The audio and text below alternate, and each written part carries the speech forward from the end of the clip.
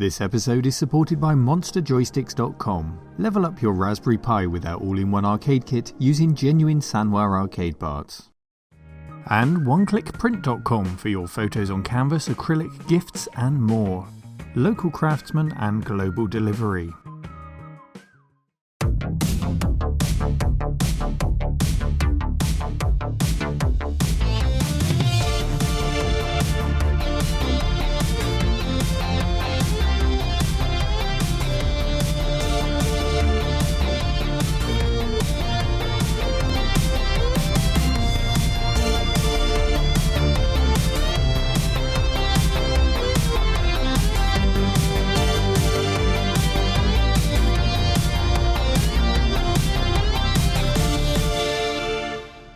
Hello Cave Dwellers. Hello Cave Dwellers and welcome to sunny Bournemouth. We're here visiting Mark today. Mark, thank you for having us as your guests. And we've got a huge amount to get through. Tell us some of the things we'll be looking at today, Mark. So today, Neil, we're going to look at some handhelds from 1970s and 1980s. We're going to look at some 8-bit computers, particularly Commodore from again the 80s, some joysticks and a game I'm developing for the Commodore 64. So a huge amount to get through today and some really interesting and quite rare Commodore equipment, including a mystery item that you're trying to get your head around, and maybe some of you guys watching can help us to figure out what it is. But for Mark, I know it started way back with this missile invader back in the 1970s. So let's start from the oldest item first, I think, with those handhelds and work our way through to the present day and the game that you're working on, and maybe we can have a look at the development environment and how Mark goes about making games. Does that sound good? Sounds perfect. Great, let's get stuck in there.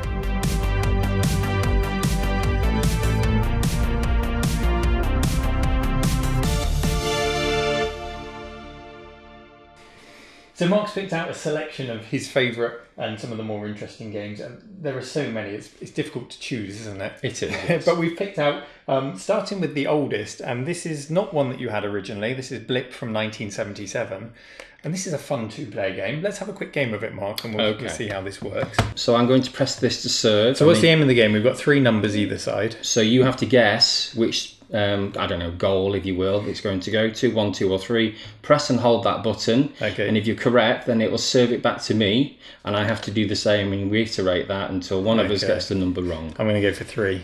Are you ready? Go for it. Ah, so that's it, game over. It is, yes. Let's do it again. So if you want to serve by putting that, time. I'll do number 2. Nope. So are you ready? Go for it. Very good. So it goes back and forth. And then what you would have here is there's a manual counter which you would move at the back. Oh, I see, to keep your score. Yeah. Wonderful. That's really interesting. But that was before your time. The first one that you had was this one, Missile Invader. It is. Is this one working? Can we it see is. This one? Okay. Yes. We'll power this on. So it doesn't give you any time to sort of do anything, but basically you move left and right with this sort of alien here firing at you, and you have the obligatory UFO at the top, and the objective is to get the highest score you can with the 50 bullets that you have. And this engaged me and my friends for, you know, many months back in the day. Can you remember, did you ask for this specifically, or did this just turn up one day? It just turned up. Yeah. To be honest with you, I think it was probably for my father. Okay. So this was way back in 1980, and then the next one that was a family favourite. Again, yes. Was Munchman. I think very much influenced by the family. For the children in the household, myself and my sister. We received this the very next year, which basically created a queue in the family to play until you obviously died, and then you moved on around the back of the queue.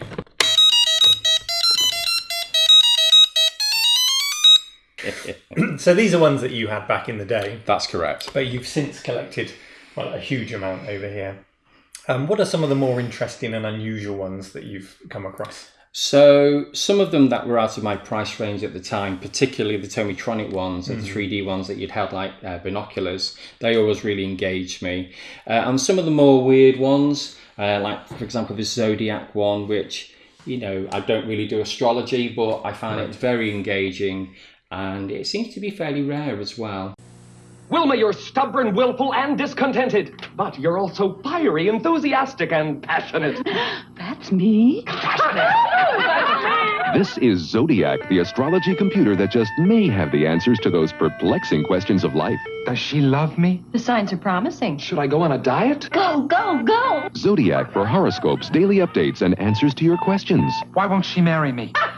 If it's written in the stars, it's stored in the computer of Zodiac by Coleco. So Mark, obviously you get these in various states and you fix them up, and I imagine this is quite a common problem you come across. Yes. The crusty battery bay. So every year or so I have to sort of, get them out of the attic or wherever, whichever box they're in, and redo them, and this sort of thing is quite common with these sort of devices. I've noticed you don't store them with batteries in, so this is what's happened before you've collected them.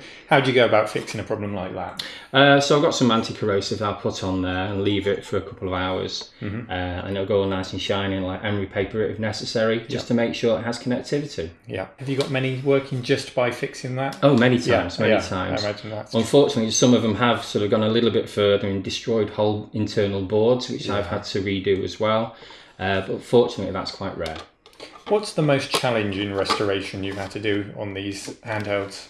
It's more the physical side of things, particularly where, cases are broken or otherwise. Right. So I haven't completed one yet, but basically to sort of redo the plastic and to respray them all up. Right. It's about finding the time. So electronics-wise, they're fairly simple devices. And Yes, it's more very the much aesthetics so. that are a problem for you. Yeah.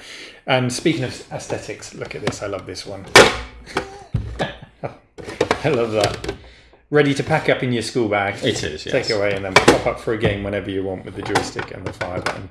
Excellent. And you've picked out Top Shot. Is that what this is called? Top Shot Pilot. Okay. And again, this is one of the later mechanical games which they tend to break with regards to gearing mechanisms. And again, if you delve into the innate of these, identify the cog that's failed, glue it back up, and it tends to work, and it's a permanent fix. Excellent. Can we see this one in action? Absolutely. Yeah, let's have a look then. And the idea here is that we can turn left or right, and we can fire. And you'll see we have a target there, which was, I believe, a sub. And then I was too late with that one.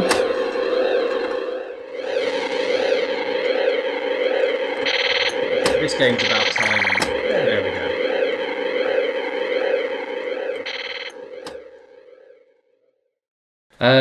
So when I first started collecting, I've had this for about 7 or 8 years, and at the time I saw some of them go for £100 at the time. Right. I didn't pay that, I got lucky, but I've never seen one since. Okay, and what is it? This is by Tiger. Yeah, I mean, it's a very simple concept. We'll just open it up. Okay, yes, so we have a Safari and Darts here, which is 2 games in one. So the overlays that go over it. This dates back to 1980, doesn't it? It is, yes. Okay. So what you would do, you would slide it in the top there, and then you would turn it on, and then you would play. That's it. We just hit play, And it randomly. We get no points for an elephant. no, and essentially that is it. So that's it. No points. Yeah, So we press it again. No point. I'm not doing well here. yeah. 20 points for shooting a tiger. So there you go. That's it. I set the points myself. Absolutely no scope for cheating. No, not at all. Maybe a little bit. 70 points. Not at all. Shot a zebra. Okay, and then likewise darts. Exactly Yes. the same. Pop that in. When we've finished on Safari, we go and play some darts. This is where it started for you with the handhelds. It ignited something, an interest in electronics or in computing. Did you have a home micro at the same time? Yes, we did. We had a Spectrum 48K, the old rubber keyboard. Then we went to the Spectrum 128, and then we moved on to the Commodore 64. Okay, and I've noticed you have got a Spectrum or some Spectrums around here, but it's really the Commodores that you've got a lot of. So you've got a lot of love for Commodore. Why do you think that is? Back in the day, there was always the playground sort of argument with regards to Sinclair Spectrum or the Commodore 64 and which one was best. Let's not forget Amstrad. Oh, and Amstrad, yes, obviously a big fan yourself. And between our friends, I had the Spectrum. My friends at the time had the VIC-20, and then they moved on to the Commodore. I felt that the graphics on the Commodore were too blocky, and I thought there may be opportunities to improve upon that in later years, which we have seen in some games. But also, what really impressed me was the infamous SID chip. Yeah. And you had the standard Commodore 64 back then. Yeah. But I've seen things in here like the 128D, a converted Commodore 64 in a third-party case. Should we have a look at all of these? Because there's some really interesting kit. Yes. I'd love to share it. Let's get the Commodore gear out and learn all about that.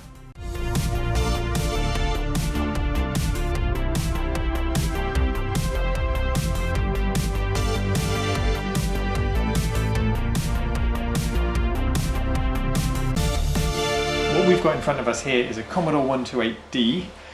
Did you have this back in the day? Well, I'd never seen one of these before. Again, I didn't know it existed, and I wanted to sort of dabble into the hardware side of things and what the actual difference was, short of the extra memory. Yes. Yeah. And I really liked the form factor, and obviously the D standing for a desktop. Yeah, it's reminiscent of the Amiga 1000, isn't it? Yeah. Style case. And there is even, you showed me a keyboard garage underneath from the side. I think you slide the keyboard in rather than the front. Yeah. Nicely designed. So what have you discovered since you got it then? Obviously the 128 for the 128K. Yeah. What else is different about So this? it has some inbuilt routines to do sprite editing, and it's got its own assembly monitoring programming, which I actually don't use because I actually perform my programming on a normal PC, and I port it over via SD cards and what have you. Okay. And what it also has is an 80 character mode, which is double the original on the 64, which was 40.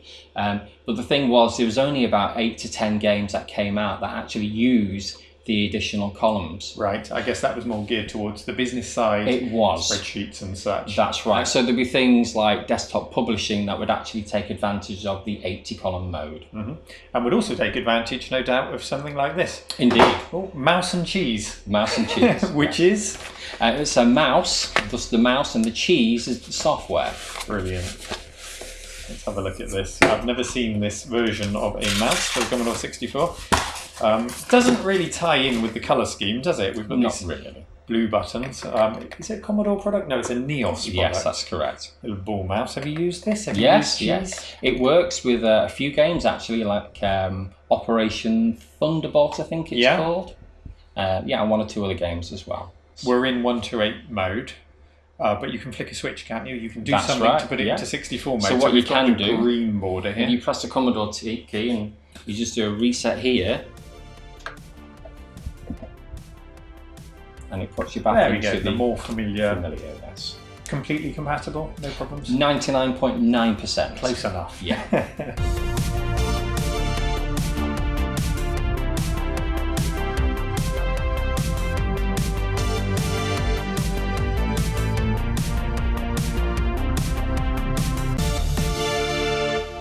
That looked like hard work, getting It that was. onto the desk. It certainly was. Certainly a lot larger than a regular 64. This is the CompuCase 64D. Remind us who this is by? Is that the company name, CompuCase? Or? No, that was the name of the actual case. It was a German company, which I'm not even going to try to pronounce. Fine, okay. And it's very reminiscent of, say, the Checkmate 1500 case for the Amiga 500. So you buy the case on its own and you transplant the Commodore 64 into it. Did it come with the disk drives? So I understand you could actually purchase this as is at the time, and it was at a remarkable price again for the time. I'm not sure if you could just buy the case itself and retrofit it. Right. But inherently, when I bought this a year or so ago, that's exactly what I did. What does it offer us above and beyond a regular 64 then? We've got the 2 disk drives. Yes. Okay. So the key thing is it has an integrated keyboard, which is separate. So again, with a desktop form, just the D, but also, as you say, you're not having to sort of move around, 1541s or otherwise. They're actually all built in within the drives. Okay. Yeah. Can we take the lid off and have a look inside? I'm really Absolutely. intrigued by this. Okay, let's Absolutely. get it open and have a look. Okay, Mark, so we've got the monitor stand here. Yes. Which is, I love the way that this sits on the case. Do you want to lift it up and show us? Sure thing. So it moves both ways, and obviously it tilts as well. You have to when you put the monitor on, you have to make sure it's central so it doesn't damage the case. So it's quite a heavy unit, which goes into a metal hole here, which I've put some 10p's in to adjust the height. They're perfect fit. Okay, and we can see how flimsy it is here because there's slight damage here and here as well, and there. So what I've done is on the inside, I just tried to strengthen that to make sure there's going to be no further cracking. It's just stress, isn't it? It is, absolutely, yeah. Okay, and we can see 1, 2, 3 power inputs. Yes, so originally what would happen is that the power would come in through to here, and there's a master switch here. And as you can see, there's one that comes out to one of the disk drives. There's a second one that comes out to one of the disk drives, and this mystery hole here, which was the original cable, which I have still inside, which actually went round to the side and plugged into the motherboard itself. Right, and you can just see the motherboard peeking out, so you've got access to the expansion ports there. What I've done is I've rewired everything here, so the power input goes through to here and actually joins up to the disk drives here, and I've repurposed the main power switch here to actually just the disk drives as well. And I've left that hole there because I power the Commodore using a standard transformer with a power surge adapter on it. It comes out as a whole unit. And there you go. You've still got the cardboard RF shielding on the 64C board down there. Yeah, I want it to be authentic. Have you done anything else to the board? Have you put any heat sinks on the chips or anything like that? No, not yet. That's something I've been considering recently. Because I mean, as much as it's modular because I can replace the board, I'm actually doing a lot of renovation on other boards as well. So that's my next goal. This is a real collector's piece. This is the SX64. Is that correct? It is. Tell us about it. So this is the first colour computer, portable computer, which is a Commodore 64 in a metal casing with a 1541 drive in and I think it's a 5.5 inch CRT. Happy to be wrong on that. The keyboard attaches to the front when it's not in use. That's correct. There you go, and you can see the executive computer there, SX64. Very nice. I have to admit, I've only seen one in a museum before now. So it is a really nice piece to have in your collection. Does it work? It does work. Can we see it working? Absolutely. You open this out and it has the volume and the contrast and the colour and what have you. Oh, it looks so crisp on that tiny little screen. It's lovely. Can we run something on it? Can we see something running on here? Absolutely. It's slightly different. It says SX64 Basic version 2 at the top there.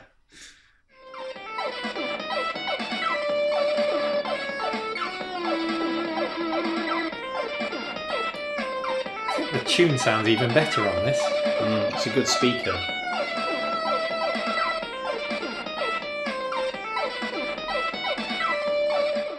So have you had to do any other repairs aside from the 3D printed caps on the side here?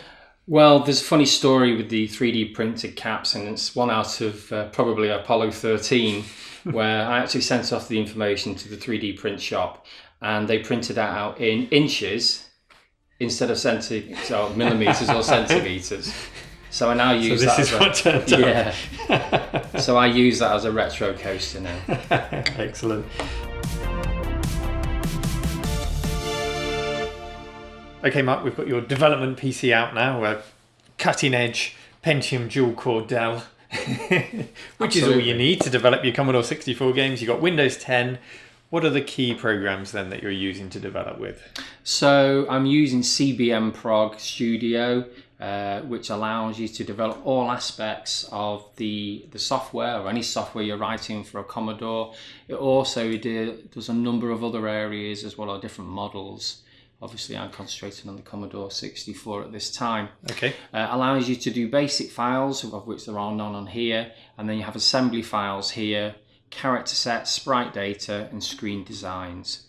So So this is just like any other modern IDE, integrated development environment, specifically targeting the systems that were in that drop-down box. Absolutely. That's a modern luxury that old coders didn't have. I don't know how they did it. And just take us through what we've got here then. There's an awful lot of assembly files here. So That's correct. This is your program, Yes. Spacewalkers. Yes. Where do we begin? Where does it start? So Tell us more. The main one is SWG, so Spacewalkers Game.asm. And as you can see here, I started this on the 24th of December 2017. And you can actually see some of the details on here where I've made decisions and actually tried to follow through some of the areas. Some of them hit a brick wall. I have had to go down a different direction. Right, so you've commented in your change log up there. Absolutely, yes. Okay. And then a lot of it, as I realised and travelled through the process, was about memory management, because 64K is not a lot, particularly when a lot of it's used by the Commodore itself with regards to the kernel, which is why you can move ROM out the way and implement and execute both graphics and programming routines underneath the memory. So I've made full use of that. So actually will use most of the Commodore 64 memory. And then down here, past all your parameters, is your inclusion file. So including the binary, sprites, new sprites.bin. Yep. And all the other areas. So the stone chart, you remember I made reference to the background, and it was a picture of some stones. So I turned that into a character pad image or routine, as we saw before, and it allows you to implement that. And then using the programming and knowing where and how to program that on screen, you use that directly from CharPad, which came from this machine, which came from a photo I took. So CharPad is here. So this is an example for those that remember Rambo, whereby you actually have 8x8 character graphic definitions, and then you'll put them together as a tile, and they'll put those together as a tile set here, which allows you to implement, well, basically all of the background on the game. So again, a design tool that would have been a huge luxury for developers back in the day. And obviously helps you to speed up the whole process of developing a game. But it's still no easy task, is it? Not at all, no. Just looking back at CBM PRG, you then create your own routines in some of these, which you've included in the main program. Yes. So within the different interrupt layers here, you will see, here we go, V-Sprite panel. What you'll see here is it sets all of where the X bit is for the sprite, i.e. whether it's on the left hand side of the screen or on the right. It'll set whether they're double width or not. It'll set the sprite coordinates, so you got the Y there and the X here, the image of the sprite, and that's used for animation to change that, and the different colours. But I've implemented it in such a way that when you change it, you can change the value outside of the area you're working on, so it'll just automatically run it. So it'll be self-changing code. And that's how I managed to keep the speed up to implement all the sprites and multiplex between 38 and 40 sprites on screen at any one time. And then when you're ready to test it out, you compile it within here. Yes. Does it then kick it out into an emulator to test it? I'll show you that now. And magically, it will come up with the emulator. So that's the Vice emulator that it's kicked it yeah. out into. So there you go. There's nothing holding you back. If you want to develop a C64 game, you now know the tools. You just need the time and the effort to learn assembly language. Would you recommend it? Having been through this, would you recommend it to other people to start coding their own C64 games? If your heart's in it, absolutely.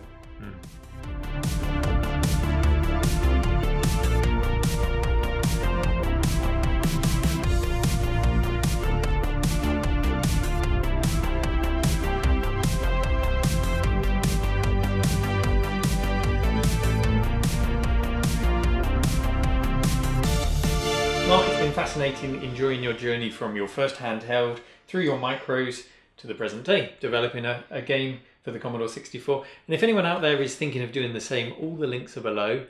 And I know Mark very kindly has said that he will be available to answer questions. Absolutely, yes. So if you've got any questions, if you need any help, just see the links below on how you can do that and how Mark can help you if you need it. But we're not done just yet because we have this mystery item, don't we? We do. Tell us what you've got here, Mark. So it didn't have the label on when I found it. It came as part of a set of a Commodore and a few games. There was no label on it. And all I had was a couple of buttons and a very ill-fitting set of wires and plastic casing that seems to be filed out manually. So I put it in. What we have a backup to video, tape, or 8 or 9 disc. So standard disc there. Now, on the output of the cartridge, you can see this connector, and I thought, oh, maybe it's actually doing a video signal to a video recorder. And I was fortunate enough to find an advert in an old PDF on the internet for CMVG where it actually advertised this, and when I was able to identify the name as a video fast loader, thus the sticker I put on since myself. Right. So I have tested it with regards to a memory dump to disk, and that works. I've also tried to test it to video, but I don't have a compatible video player at this time. But what I did do is I fed the output to an RCA onto another monitor, and it does flicker on the screen, so it does seem to do something. So that's my next thing, my next task, to start backing up things to a video or a VHS video. What's it called again? The video fast loader. The video fast loader. So yes. if anyone out there has used a video fast loader, we'd love to hear your comments below. Any advice for Mark to get that working? I'd be fascinated to see it. Would you make a video or something if you get it working? A video of the video fast loader? Yes, I'd certainly try and put something together. I just great. find it fascinating because it does seem to be fairly rare, and I've been able to, certainly with my Googling technique, to identify any more on this particular item. We need to see you pirate your own game using a VHS cassette tape. Brilliant. Well, thank you again, Mark, for showing us everything. Thank you everyone for watching. I hope you enjoyed this week's road trip, and we'll see you next time. Take care.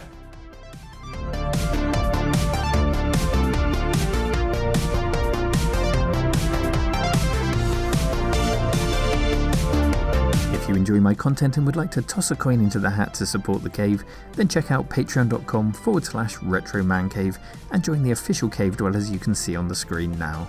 Thank you for your support.